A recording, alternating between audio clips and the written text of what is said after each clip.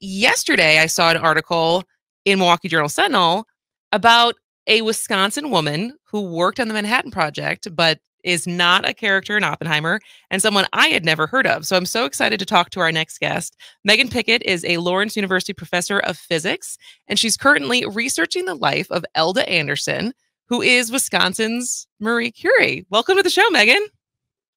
Thank you. Thank you so much. Yeah, so I love stories like this as far as just the hidden figures of history that are often women. Mm-hmm.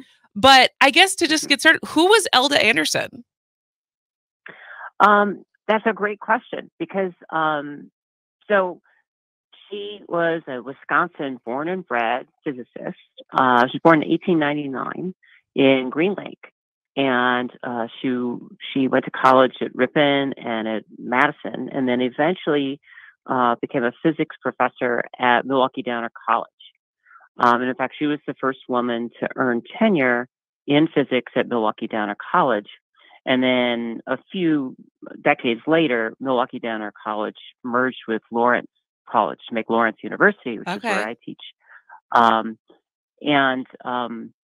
So Elda was fascinated with fundamental physics. Her main interest in physics was trying to tease out the structure of matter, and that's what she did her dissertation on in Madison, by looking at the light of calcium and nickel and being able to map out the structure of those atoms.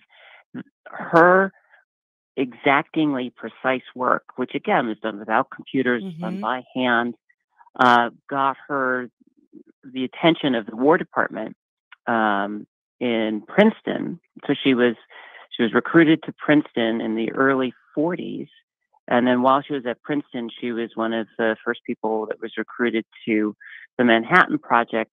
The Manhattan Project was a series of different labs. We often think of the Manhattan Project and think of Los Alamos. Los Alamos is technically what they call Project Y. They had a couple of labs in Hanford and in Oak Ridge to make the fuel. They had a place in Chicago, a place in Princeton, but Los Alamos is where they built the bomb. Yeah. And her job there was to analyze the light and figure out how likely was it that you could split apart the uranium fuel to make the bomb work. So she was, without her work, without what she did and how well she did it, the bomb wouldn't have worked. So she was there. She was there for the Trinity test. She stayed about another year after that. And then when she came back to Wisconsin, she only stayed at Milwaukee Downer for another year or two before being offered a position at Oak Ridge Lab, where she helped create a brand new branch of physics called health physics, which looked at the impact of radiation on human beings, health, and how do you interact safely with radiation. And that's what she worked on the remainder of her career until she died in 1961 of cancer, possibly due to her war research. And yeah, nobody's ever heard of her. Yeah. And she was well known. She was well known at the time, and she kind of slipped into obscurity. Megan, do we know much about her childhood? Did she come from a scientific family? She must have been a unicorn among physicists at that time. She was. So her family history is kind of interesting. She was the second of three children. She had an older sister, a younger brother. Brother died in a car crash. But early in her childhood, there was a big scandal. Her father ran off with the local doctor's wife. And so she was on her own with her mom and her siblings, and she excelled in math and was encouraged to study math and Latin and physics at Ripon College. And it turned out that she was so good that they held her on to help do some of the teaching while she was there. And then after she graduated in 22, she went to Iowa for a job at a junior college. They didn't have science departments or science division. So at the age of, I think she was 24, she created the science division at this junior college and became its first dean. And I think of what I was doing when I was 24. I was not the dean of You weren't sciences starting at a academic divisions at university. schools. No. But then after that, she came back to Fox Valley and was principal at Menasha High School for a couple of years before she then joined the faculty at Milwaukee Downer College, and that's where I first learned of her when I earned tenure in 2010, and the archivist here told me I was the first woman to earn tenure in physics at Lawrence in our 175-year history. And then she said, but if you include Milwaukee Downer College, you're the second. First one is Elda. Wow. And there's just no monument, no buildings or anything named after her. So that's really what drove me to start researching her life. So what has that process been like? Because you're a physicist, you teach physics, Hmm. which is science, and now you are on a Yeah. historical research journey that is like, hopefully, I think from what I got from the article is like you're going to publish a biography on her. So how many Hmm. how different is this from the research you're used to doing? Oh, it's so different because I mean, so I'm a theoretical astrophysicist, so I don't normally deal with people. I I simulate how solar systems form, and so this is a very different kind of research. Unfortunately, I have a collaborator, Kim Teffert, who's um, a professor at University of Michigan, and who has won. There's an annual award in Elda's name for health physics, and she's a previous winner of that award. So she's been working on this separately. She heard of, I gave a talk about Elda a few years ago. She heard about that. We've gotten together, and so we're sharing notes and materials, and it is a very much a different process. Where I'm learning how to submit Freedom of Information Act requests, how to do interviews, and then I mean the nice thing about it is that it's also kind of reflective. Um, I think about my own career. Kim thinks about her own career. We think about our own connections to this wonderful woman who's been forgotten, and yet contributed so much to two different fields in physics, and then who died so really so young.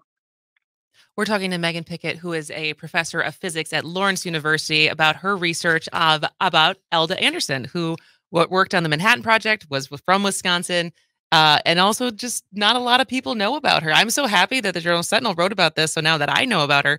But it's interesting because, of Mhm. course, that term "hidden figures." You think about the movie. You think about the movie that came out about Right. the women who worked on The space at the program. space program at NASA, and it's interesting. Like in your research about Elda, is there other women that have popped up? Like it's hard not to imagine how many of these figures exist that contributed and worked on projects and kept their head down. And unless you're searching for it, like you don't know who they were. Right. Yeah. So I have, and some of the women that I've come across, I've heard of before. So there are Lisa Meitner's work and Irene Joliot Curie's work. They weren't technically part of the project, but their work led to the developments in the project. Um, the Manhattan Project had about 600 women working. Um, in different parts of the project. Most of them were in what was called, especially at Los Alamos, were part of the Calutron, this is such an old, this is such an old way that women used to work in sciences. They were human computers. In the history of astronomy, there's a tradition of human computers that these were women who did the jobs, the sort of the tedious, long classification jobs that uh, male scientists didn't want because it didn't pay well and was a lot of work, and it wasn't very flashy. And so there was a group of women that were essentially doing all of the calculations um, at Project Y. But at Project Y itself, probably about a dozen actual women who were scientists. Of those, Elda was the oldest. She was older than most people. The average age at Project Y was something like 25. And she was 44 when she arrived. Oppenheimer celebrated his 40th birthday while they were there. And being older then meant that she was more or less in charge of the women. She sort of ran the women's dormitory and was kind of a mother figure, which is what she was like at Milwaukee Downer. Huh. But there were certainly other women that were involved, and in fact, there's a woman engineer that worked on the construction of the gadget, the actual test bomb that was loaded up onto the frame for the Trinity test. But it was there were women that were part of the project, but very few of their stories are told. They're starting to be told now, but it's sort of drips and drabs. Yeah. Hey, Christopher Nolan, if you're listening, this is your next movie. Well, that's what I was just thinking. Yeah. It was like the real Barbenheimer would have been a movie about the women, because I think my mom read a book, I think, called The Girls of Atomic City, which I think it's similar to what you were just talking about, right? She said it was a fascinating book. Mm-hmm. Yeah, and in fact, in Oppenheimer, Christopher Nolan, there's one woman character in the at Los Alamos who shows up, and there's just a brief scene where she doesn't know where to go, and she asks Oppenheimer, and Oppenheimer asks her how fast can she type, and she says, "I don't know. I'm a nuclear physicist." And so she represents that one person, and I don't think she even has a name. Sort of represents all the women that were at Manhattan Project. It was a cheap, kind of a quick way to include them in. And I get it. I really liked Oppenheimer. You liked the movie? And, I loved it. Okay. I thought the science and the politics of it were great, and it was a study of Oppenheimer. It wasn't supposed to be this big expansive thing of the entire project. So I get that. I would love to see a movie about the women that worked on the Manhattan Project. Yeah. Or a book. So maybe it'll be based off of your pending biography on Elda Anderson. For sure. Get those royalties. Professor Megan Pickett, thank you so much. This was fascinating to learn about, and I can't wait to find once this is published and out there. It's so interesting. Oh, you're welcome. Thank you. Have a great day.